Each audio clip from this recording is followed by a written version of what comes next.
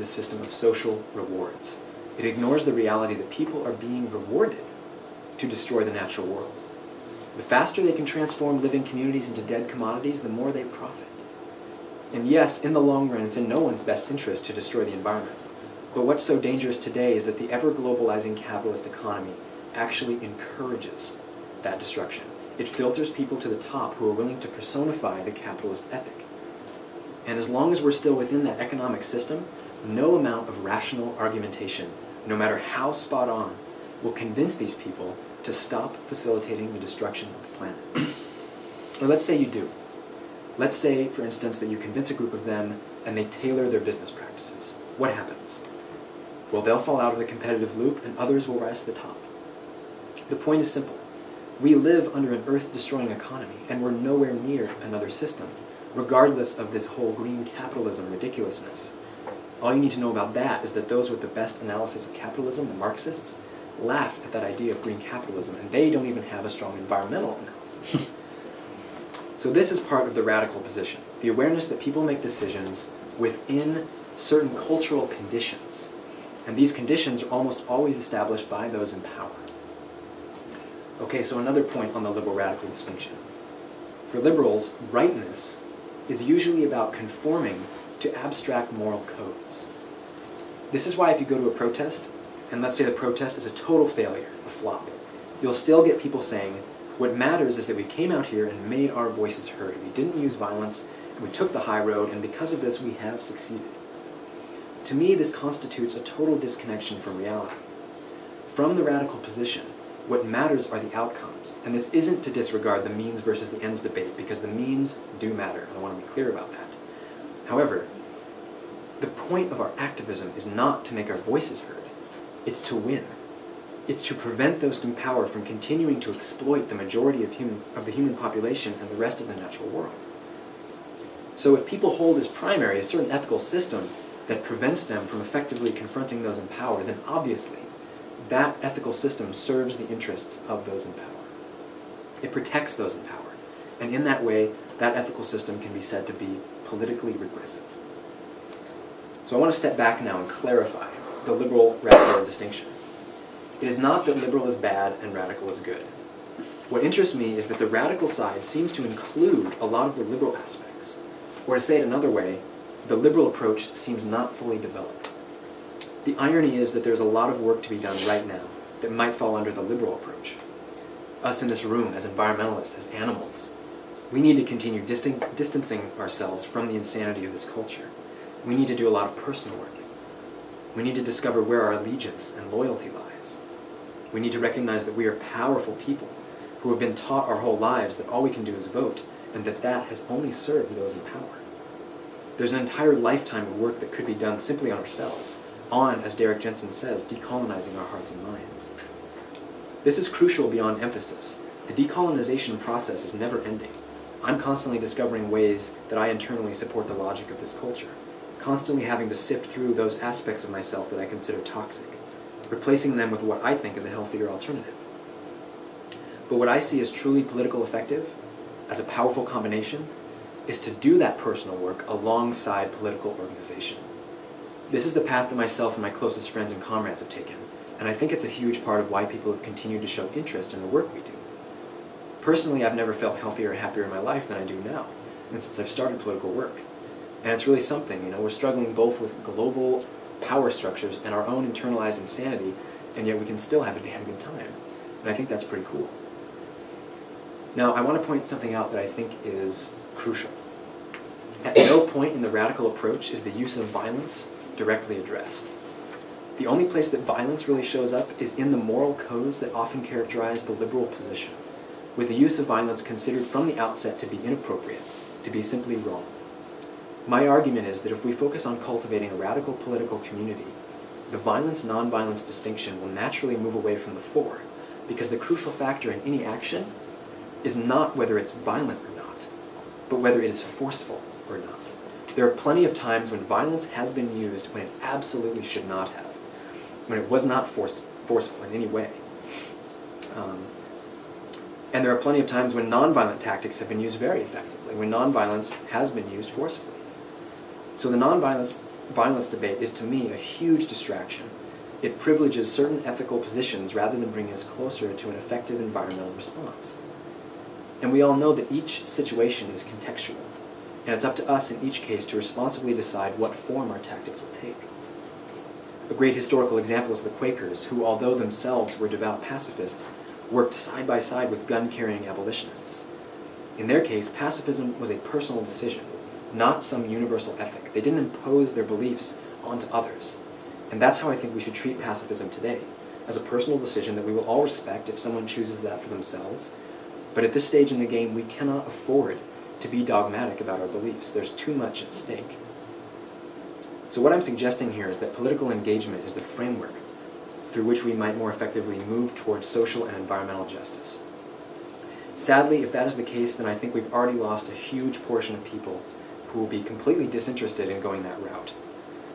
But unlike many other political struggles, I have no illusions that the majority of people are going to engage in political work. I really don't think they will.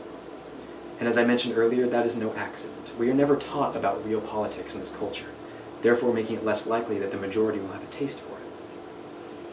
And so I want to take a look for a minute at a part of the civil rights movement and also the resistance to apartheid in South Africa as examples of strong political movements that had a realistic, strategic, and radical analysis of political engagement and political force. Perhaps the most important thing that I want everyone to realize here, and it took me a while to realize this, is that we ourselves are part of a long, unbroken history of organized political resistance, stretching back throughout history. Some of those resistance movements understood power in politics, and some did not. This struggle is our birthright, our inheritance as we step into this pivotal moment. And the part of the civil rights movement I want to focus on is the role of the Deacons for Defense. Who's ever heard of the Deacons? 2 to 3 people, okay. Well, the Deacons formed in 1964 in Louisiana in response to an ongoing campaign of intimidation and violence against blacks in their community. The Deacons for Defense were obviously focused on defense. There had been many blacks before the Deacons who were also committed to community defense, but they were disorganized, clandestine operations. The Deacons were willing to confront authority and show openly their resistance. They organized around this very specific goal, drawing in longtime friends and allies who were prepared to fight, if necessary, to defend their friends and family. Meanwhile, the SNCC, the Student Nonviolent Coordinating Committee, one of the mainstream, mostly white civil rights organizations working in the 60s on these issues, was promoting nonviolence as a tactic that the entire movement should adopt. And a few of their members began to work in Jonesboro with the Deacons. And at first, this created some tension between the organizations. You had educated, privileged white people trying to tell black people how they should act politically, and obviously that didn't go over so well. Many of the Deacons were Vietnam veterans who were not going to stand by and watch their friends and family get beaten for participating in peaceful marches. But actually, after a while, the organizations began to work together. The educated SNCC members helped the Deacons to organize and run a growing organization that expanded to 21 chapters with several hundred members. Now, the Deacons played a very interesting role. They often served as guards when people were doing nonviolent civil disobedience, marches, sit-ins, occupations, and so on. The Deacons would hover around the outskirts, heavily armed and ready to step in should any violence arise against the protesters. Of course, this triggered a reaction from the racist police and whites who supported the status quo, and of course from the KKK, who were extremely well organized, disciplined, and funded at the time, and who were carrying out terrorism and guerrilla warfare against blacks in the South. The Deacons were harassed, thrown in jail, and assaulted on numerous occasions, of course, because they were willing to face power directly, stare in the eyes, and shoot back if necessary, which they did on multiple occasions, even killing in self-defense. So, strategically speaking, the Deacons played a fascinating part of the overall civil rights movement. They arose from the grassroots, but they were stepping onto a crowded political field. Other major political groups and figures at the time included the SNCC, as I mentioned before, but also the NAACP and the Southern Christian Leadership Conference, which was organized and headed by Martin Luther King. King and the other large groups were focused on appealing to the sympathetic white Northerners for support, Northerners who were likely to be turned off by the defensive violence of the Deacons. So the Deacons were part of setting up a dichotomy between those who wanted to appeal to whites and to government and those who wanted to seize political power for themselves and their communities, between the middle-class blacks who were urging patience and strategies of moderation and the poorer people who wanted and needed faster and more radical change. And as the civil rights movement progressed, the deacons played a key role in fighting off KKK attacks and defending protesters. They represented the part of the black community that was done taking orders, done waiting for others to help. And they pushed the entire movement forward. They created the space for strategic nonviolence, as well as scaring the shit out of some powerful people. And of course, this is something we just recently saw in Egypt as well. Nonviolence succeeding as a strategy, but facilitated by direct action activists who saw police repression and confronted it head-on in order to create those safe spaces. And I, for one, was really surprised when I first heard the deacons. I had no idea they even existed.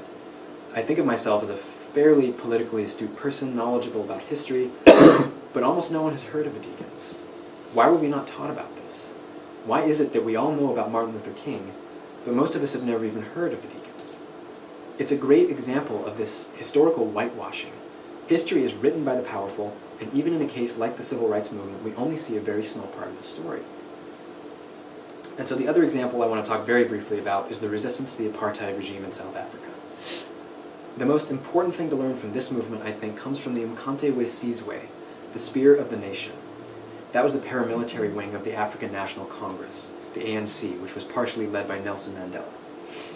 They committed militant acts of resistance alongside other revolutionaries, including a group of white intellectuals called ARM, the African Resistance Movement. But Umkhonto we Sizwe was the main militant group. And so they developed a hierarchy of action, which was basically a strategic plan for escalating their political resistance. And I'll show you here part of that hierarchy. It began with legislative changes, and once that stopped working, they would escalate to court challenges. And once that stopped working, they would escalate to protests, strikes, and other legal disobedience. And if that stopped working, they would go to illegal disobedience and use blockades and occupations, things like that. And once that stopped working, they would resort to sabotage and attacks on infrastructure. And so when Nelson Mandela was on trial for some of the crimes he had committed, this is what he said. Quote, "I must deal immediately with the question of violence. I do not, however, deny that I planned sabotage. I did not plan it in a spirit of recklessness, nor because I have any love of violence. I planned it as a result of a calm and sober assessment of the political situation that had arisen after many years of tyranny, exploitation, and oppression of my people by the whites." End quote. So I want these examples to be a reminder that real social movements utilize a broad range of tactics to accomplish concrete goals. By telling you about the Deacons for Defense, I wanted to dispel the historical whitewashing that has occurred in much of Western education, and show that the civil rights movement was not just Rosa Parks and Martin Luther King. Rosa Parks alone could not have ended segregation. Rosa Parks, with the entirety of the civil rights movement behind her, is a different story. And when I say the entirety of the civil rights movement, I mean the Deacons for Defense just as much as I mean MLK, just as much as I mean the Black Panthers, just as much as I mean Malcolm X. None of these people or groups could have done what they did had it not been for the surrounding context of the whole movement. And by telling you about the resistance to apartheid in South Africa and the hierarchy of political action utilized by the African National Congress, I wanted to show that a social movement has a lot of options available to it if it embraces radical politics and sees society not as an amorphous collection of individuals, but as distinct groups with the ability to organize and confront power with forceful actions in order to get out of their oppression.